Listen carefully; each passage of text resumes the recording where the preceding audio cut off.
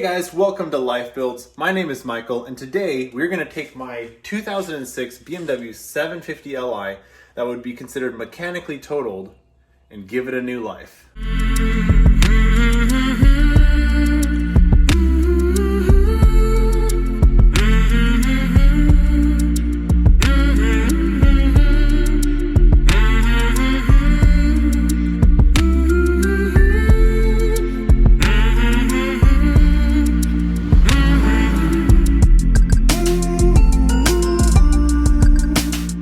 Right now, I am going to try to fix the transmission slipping issue.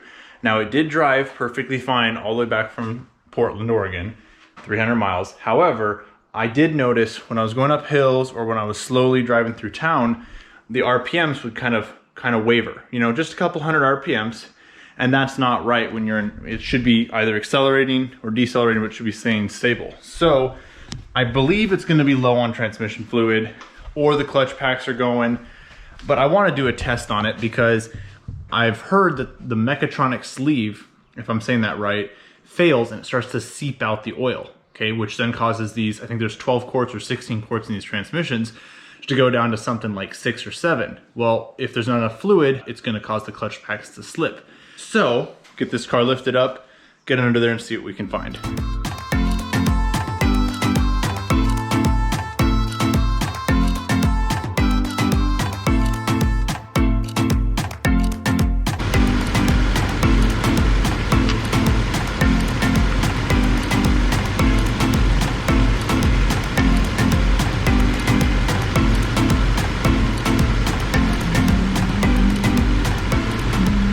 As you just saw, I had the car running and still was dumping fluid out the transmission drain plug, or the fill plug.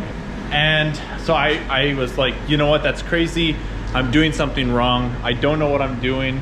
That's what I was thinking. So I was like, you know what, I went inside, I changed, I went to my next class. I was like, I'll come back in a couple hours. Well, after that, I went and I called my dad, because I love to call him when I have a question about, you know, what's going on, because he has a different perspective. And he's like, Michael, you gotta trust your instincts. He's like, you've read on the forums, you've read on all these that the car needs to be running and that it should be barely dripping out of the transmission fill plug. I'm like, man, but why would it be over full? Here's my theory. The guy I bought this car from, he was used to working on very old cars, not new cars, he was usually more of a mechanical guy instead of where I came in, I was like battery voltage, you know, clearing code, stuff like that. I think that the transmission freaked out because of the low voltage, and he was like, hey, I'm gonna force some more fluid into this transmission and see. So I don't know if that's a good guess. I'm gonna go drain some fluid out and we're gonna take it for a drive. Now, I have nothing to lose. The car, at this point, likely needs the transmission. So if this fixes it, I'm saving myself a couple $1,000s. So let's get back into it.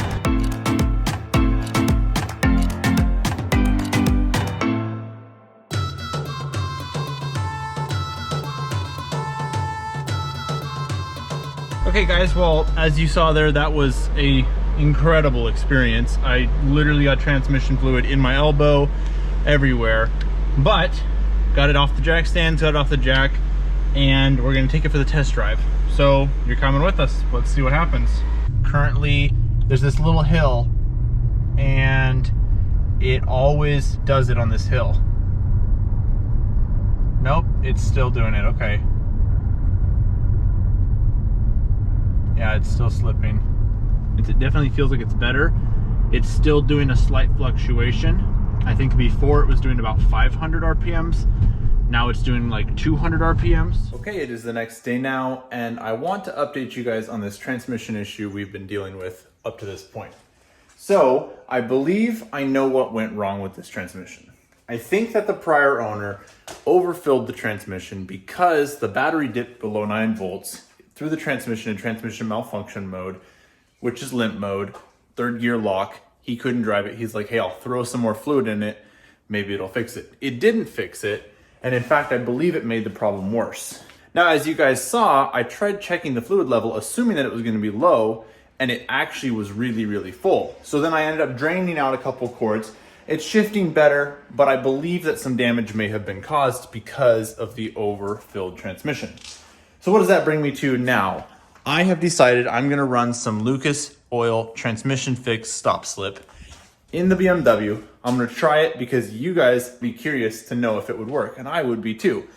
So it's gonna cost you guys nothing, might cost me a lot, but I'm gonna throw it in the transmission and see. And here's why.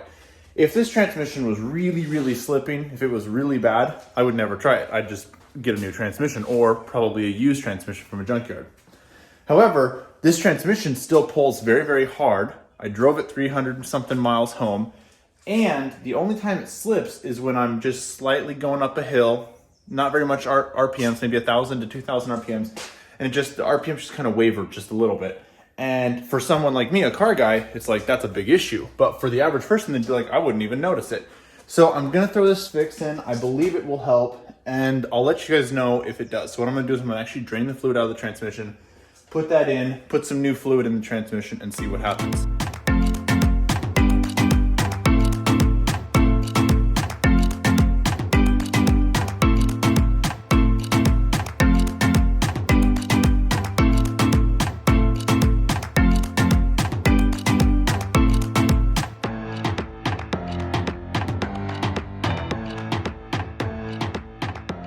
Okay guys, I have finished the transmission flush, well, as much as I could get out, and I've put the stop slip in it.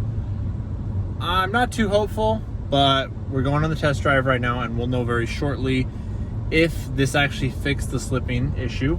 I've gone around the block, and so now I am at the hill where every time I'm leaving my neighborhood, it always slips. And the reason for that is because it's very, very low RPMs. It's like 1,000 to 2,000 RPMs, and I'm just slowly going up this hill, and the RPMs always bounce up and down. So we are getting to the hill here, and I just slowly accelerate, and let's see. Yep, it's still doing it. Not as bad as before, but it's still slipping. On my very first GSXR video, I got a lot of comments saying, hey, we'd love to see this trial and error. And normally I would cut all this out, you know? This is what I wouldn't consider a win. And I would take this part out of the video, but I'm keeping it in because a lot of you guys were asking to see the whole process of me trying things, failing, trying and failing. So here you go, that's why this is in the video. The next thing is we're gonna get started on that hood latch, see if we can get that all fixed up. The hood latch is broken, it won't open up.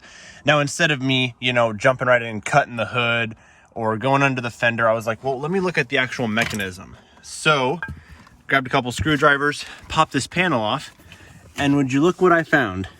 I found a broken mechanism. This is supposed to go right on there, and then it turns. Look at that, not even connected, it's broken. So I have to yank on this, and the hood should open right up. So I'll let you know if that works. Okay guys, so pulling on the cable did not work. However, I watched another YouTube video, and there's a way to access the hood cable by pulling the fender liner, removing the wheel, bending this little metal here, and way back in there, I don't know if you can see it, but I have this shim hooked on the hood latch cable. So I'm gonna try to yank on this and hopefully we get it to work. Okay. Oh, it just worked. No way. Guys, you won't believe it. It worked. Let's see this. Oh, wow, that is a big engine. Jeez. Thank you, Kurt. I really appreciate that. I needed 2 hands for that. Okay, so I have been working for a few hours on getting this hood latch cable replaced. And here it is. I finally got it through the firewall. Took a good amount of time, but obviously if I were to buy another car with a hood latch issue similar to this one, I know a lot more tips, so it's gonna be easier next time. So I'm gonna get this buttoned up. I'm gonna get the interior put back together. Right here, I have all this apart, and then I will show you guys if it works. Okay, I have manually closed the latches a few times, made sure they reopen from the cab, but this is gonna be the first official test because I just reinstalled the actual latches. So if this doesn't work, I'm back in the first place I was. So let's get this hood closed and see what happens. All right, that's latched. Really hope this works.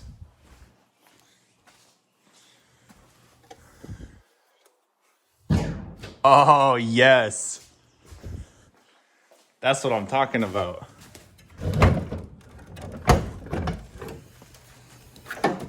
Right on. Okay, well, as you've seen, I tried to flush the transmission. Turns out it was actually really overfilled with fluid. So then I drained some out. I tried to stop slip and nothing seemed to work. So after that video, after the last clip you saw, I ended up driving the car about 500 miles. And I realized that it was actually getting worse. Now, it's not because of the transmission stop slip. What it actually was is when I drained the fluid the last time, I noticed there was a bunch of little metal chunks, and I'll show you that in a second. And that is the point when I realized I have to replace this transmission. So I ran out a couple options. I decided, you know, maybe I can rebuild the transmission. So I looked into rebuild kits. I looked into taking it to an actual transmission shop. I looked into sourcing a used transmission for this vehicle. Well, after comparing all my options, I found a used transmission for just a little bit over $1,000, $1,083 after taxes. And I was like, you know what, that's unbeatable. It's guaranteed, it's got a 90-day warranty, it has been tested, everything is working, and that's what brings me to this clip. I decided that I'm going to replace the transmission of this BMW because I need to give it another life. So here you go. So behind me, this is my 2003 Mitsubishi Montero, and I was able to source this transmission out of a crashed 2006 BMW 750LI, and I got a transmission jack for it, and we're gonna be swapping this transmission. So stay tuned for the rest of this episode because we're gonna get this car completely fixed up. And for you guys curious for how much I actually paid, here is the actual write-up. So you get your core charge, you get your sales tax, that's the total, $1,083. And I gotta be honest, I find it hilarious. I've gotten a ton of comments saying, you know, there's no way you paid that much for it, or there's no way you got a deal like that. And it's like, what do I have to lose? What am I gaining by lying to you guys about how much I paid? So I think it's hilarious. I got a bunch of comments on that GSXR video saying there's no way you paid 50 bucks for a fuel pump. And it's like, actually I paid 38. It's called Amazon, and I just typed in this part number. But anyways, I think it's hilarious, and you know, I'll just throw this in there, just showing you. I did pay $1,083 for the transmission. Okay, so we're in the garage now, and I'm not sure if you're able to see this very well, but these are all transmission chunks. This was a clean oil pan or oil drain pan, and that is why I decided that this transmission needed to be replaced. Now, one thing to really quickly note, I said, you know, it's not having to do with the stop slip. The actual cause of this, I'm pretty sure, is that the guy overfilled the transmission with transmission fluid, attempting to pull it out of limp mode. And I want you to also know that the transmission was slipping when I took it on the test drive. I didn't really realize it, but I watched the footage again, some of the footage that I didn't end up throwing in there because it was really boring. And I did notice the RPMs were doing it. So yeah, my drive back home from Vancouver probably did not help the transmission, but I wouldn't say it necessarily made it much worse because it was already gonna need to be replaced. So just a little update, we're gonna get this car lifted up and we're gonna get started on this transmission swap. Now this process will take a couple of days, so you'll notice me changing outfits, you'll notice different lighting, because I'm gonna be working on this in the evenings and in the mornings between my classes. So over the next 3 days, we'll get this tranny swapped out and I'll take you guys along.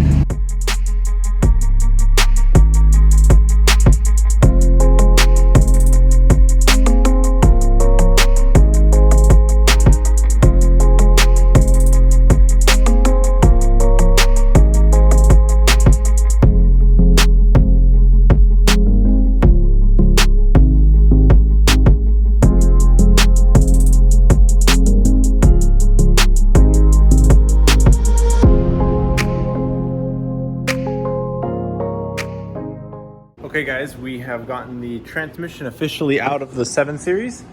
There you go, there's the old one, here's the new one. And that was a lot of work, but honestly, I've done a lot of transmissions and a lot of the last like 3 or 4 have been front wheel drive.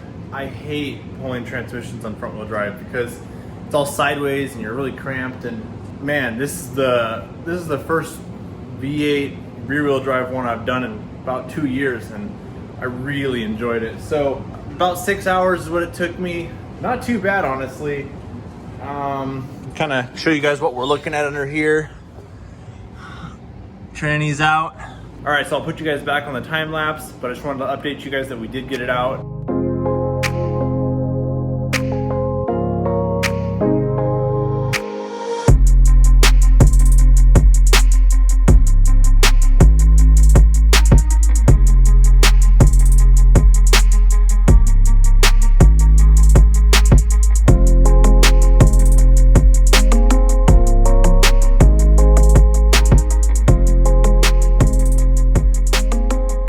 Okay guys, just like that, we have the transmission into the BMW 750LI. It was quite a bit of work. I had a couple scares here and there, but I think we've done it. I pulled it out of the garage, I checked the fluid as much as I could without taking it for a test drive, and we're going on the very first test drive. So let's see if we fix this. So far the car is driving just fine. I reset all the transmission adaptations through INPA, the software, and you know, it's shifting a little bit hard on each one, but that, as far as my understanding is that it's just it relearning how to shift. But other than that, I haven't noticed any slipping. I haven't noticed any lurching or anything besides those top of the end little flicks. And you know, here we are just driving along and it's not slipping. So I think we might have fixed it. Well guys, I'm in the middle of editing the video you're currently watching right now, and I realized I did not even film an outro. So here it goes. I want to thank everybody for all the kind comments on these recent videos I've been posting. It's really inspired me to create a lot more content, and I'm looking forward to a great summer of lots and lots of projects. If you enjoyed this video, make sure to smash that subscribe button, throw a like, turn on your notification bell, and leave a comment for what you enjoyed about the video, what you want to see in future videos, and I'll catch you guys next time.